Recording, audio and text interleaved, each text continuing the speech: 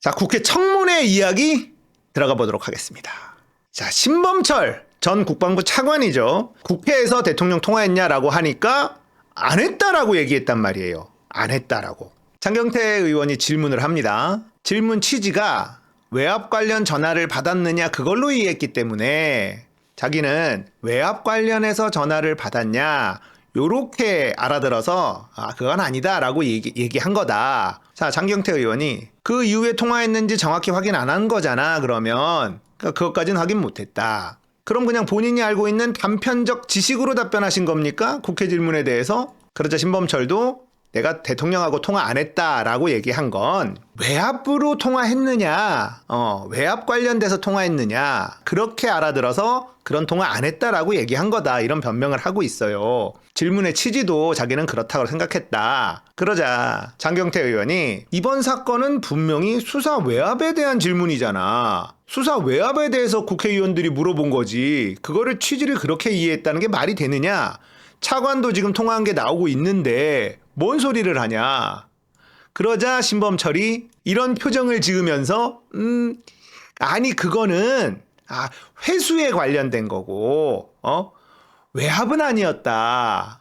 외압을 행사했다는 건 아니다. 자, 외압한 게 아니라 회수 관련된 통화를 했다. 이렇게 실토를 해버렸어요. 그러자 장경태 의원이 회수가 외압이에요. 회수가 외압. 이게 엉겁결에 실토를 해버린 겁니다. 굉장히 중요한 얘기인데 회수할 권한이 없는데 회수를 했어. 자, 누구 지시로 회수를 했냐? 대통령의 지시로 회수를 한 거다라는 겁니다. 대통령의 지시로. 그러면 이게 나온 상황에서 특검 당연히 가야겠죠. 자, 이 사건의 본질이 뭐냐? 왜 정상적으로 이첩이 된 서류를 대통령의 경로로부터 출발해서 억지로 회수까지 했느냐예요. 이 회수한 것 자체가 문제입니다. 이 회수하는 과정에서 박정훈 대령을 항명죄로 기소를 합니다. 결국은 회수를 지시한 것 자체가 외압인데 이걸 지금 딴소리를 하는 거예요. 이 얘기가 지금 제일 핵심인 건데 신범철이 대통령하고 통화하지 않았다라고 얘기한 건 외압 관련해서 통화했느냐라고 물어보는 줄 알고 그렇게 대답한 거고 외압 관련된 통화한 게 아니라 회수 관련된 통화를 한 것이다. 이렇게 얘기했다는 겁니다. 대통령이 회수 관련해서 지시를 내렸다라는 걸 실토해버렸어.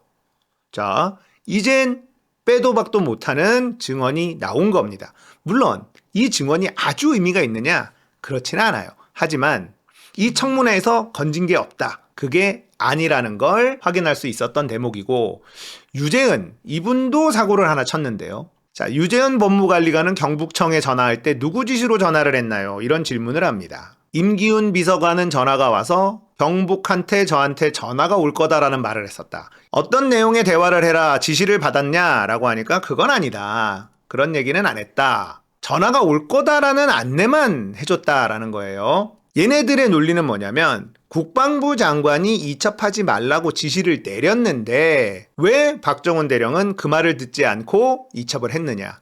결국 항명에 따른 무단 이첩이다 라는 게 얘네들의 주요 논거입니다. 문제는요. 이게 불법이에요. 박정훈 대령은 법에 나와 있는 대로 행동했을 뿐입니다. 국방부 장관이 이첩 보류 지시할 권한이 없어요. 이 법에 따르면 국방부 장관도 대통령도 이첩을 관여할 법적인 권한이 없습니다. 그렇기 때문에 항명에 따른 무단 이첩이다라는 것 자체가 성립이 안 됩니다. 그래서 이첩을 회수했다라고 주장하는 건데 이게 직권 남용입니다. 자, 그렇다면 이렇게 얘기한 거 항명에 따른 무단 이첩이라서 회수를 한 거다라고 얘기한 것서부터 법을 어겼다는 걸 시인하는 거고 그리고 임기훈이 유재은에게 경북청에서 연락이 갈 거다라고 이야기를 했다. 이것도 심각한 게 임기훈은요. 그 전에 수사본부에다가 연락을 합니다. 경북청에다 연락을 한 게 아니라 수사본부에 연락을 해서 중수본인가? 거기에다가 압력을 넣어서 경북청으로 전달이 되도록 이것 자체도 불법입니다. 지금 자기들 변호를 하려고 여러 가지 준비를 한 것 같기는 한데 이게 전부 다 불법이에요. 이 논리조차도 망가집니다. 얘네들이 모여가지고 따로 공부를 한 것 같아. 하지만 이거 자체가 모두 불법이다. 자, 그리고 김용민 의원이 굉장히 중요한 논리를 얘기를 했는데, 자, 이종섭 장관이 사인한 이 서류, 이 서류를 가지고 이야기를 합니다. 이 보고서에 보면 마지막에 이렇게 되어 있어요. 사단장 등 관계자 8명을 업무상 과실치사 혐의로 관할 경찰에 이관 예정임. 거기에 이종섭이 사인을 했다. 이종섭 씨, 이 결재 문건 취소한 적 있습니까? 없습니까? 물어봅니다. 공문서로 취소한 적 있어요? 없어요? 하니까 이종섭이 공문서 취소한 적 없습니다. 라고 대답을 해요. 자, 그러면 이 장관의 결재 문건은 여전히 공문서로 효력이 있고 당연히 효력을 갖고 있다. 오히려 이 공문서와 반대되는 행동을 하는 유재은 씨, 이런 사람들이 항명이다 라고 주장을 합니다. 자, 이렇게 얘기를 하자 구두로 취소했다라고 이야기를 해요. 구두로 취소했다. 자, 공문서는요, 구두로 취소할 수 없습니다. 본인이 사인한 공문서가 있어요. 여기는 8명을 혐의자로 한 걸 경찰에 이첩한다는 내용의 이종섭 본인의 사인이 있어. 그러면 이걸 취소하려면 공문서로 취소해야 됩니다. 이 문건을 취소합니다라는 공문서를 만들어야 돼요.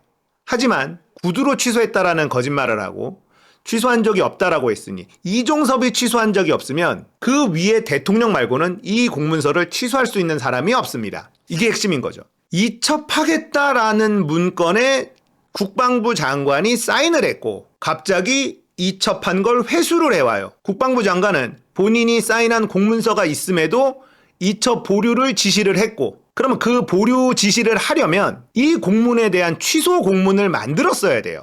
그런 적이 없다는 겁니다. 자, 이런 것도 지금 굉장히 핵심적인 부분이고요. 박정훈 대령은 또 어떻게 얘기를 했냐? 한 명의 경로로부터 수많은 범죄자들이 생기고 있다라고 이야기했습니다. 그게 누구? 윤석열이죠. 추미애 의원이 페이스북에 이런 글을 썼어요. 대통령이 다짜고짜 경로하자 경찰청에서 이미 승인해서 넘긴 수사 서류를 회수하자니 직권남용에 걸리고 별을 달고 국방부 장관 된 자, 해병대 사령관이 된 자, 법률을 공부하고 대통령 비서관이 된 자, 국방부 법무관리관이 된 자들이 그런 계산을 하고 양심과 직분을 내팽개친 채 국민 앞에 뻔뻔한 민낯을 드러냈다. 대통령은 신범철 국방부 차관에게 전화하고 또 임기훈 대통령실 국방비서관에게도 통화했다. 임기훈은 유재은에게 회수 관련 통화를 했다. 그들은 똘똘 뭉쳐 진실을 덮고 정의와 법치를 파괴하고 있다.